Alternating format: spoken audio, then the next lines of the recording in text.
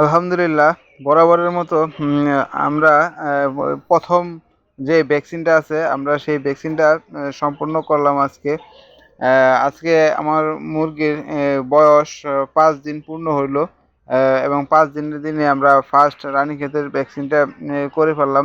যে দেখতেছেন বাজার থেকে আমি 1,000 মুরগির ডোজ একটা কিনে নিয়ে আসছি, এবং সেটা পানিতে গুলাইয়া তারপর 2টা বোতলে ভরছি সমান ভাগে ভরার পরে আমি এক পাশ থেকে এবং আমার বড় ভাই এক পাশ থেকে দুজনে মিলা আমরা এই ভ্যাকসিনগুলা মুরগিকে দিয়েছি। সম্পূর্ণ মুরগিকে দেওয়া হয়েছে, এবং এই মুরগিগুলোকে বুডারে ভাগ করার জন্য আমরা বাজার থেকে একটা পলিস্টারের কাপড় কিনে নিয়ে আসছি, যেটার দাম নিয়েছে 45 টাকা গজ। এই এই হিসাবে আমি 13 গজ নিয়ে আসছি। নিয়ে আসা মাঝখান থেকে পার্টিশন করছি, যাতে মুরগিগুলা এই পাশ থেকে এই পাশে আসতে না পারে।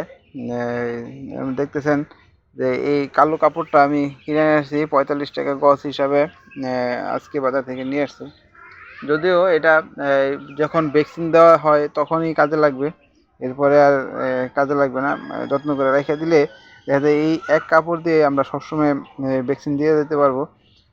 তো যাই হোক, অবশেষে ভ্যাকসিন আমরা দেওয়া শুরু করলাম এবং দিতে সম্পূর্ণ শেষ করলাম।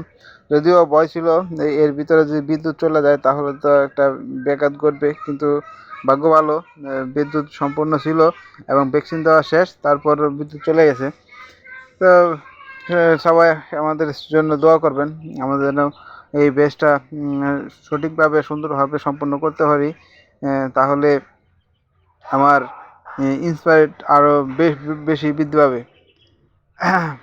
তো আজকের মতো এখানেই শেষ করলাম। ধন্যবাদ সবাইকে। সালামু আলাইকুম ওয়া রাহমাতুল্লাহি ওয়া বারাকাতুহু।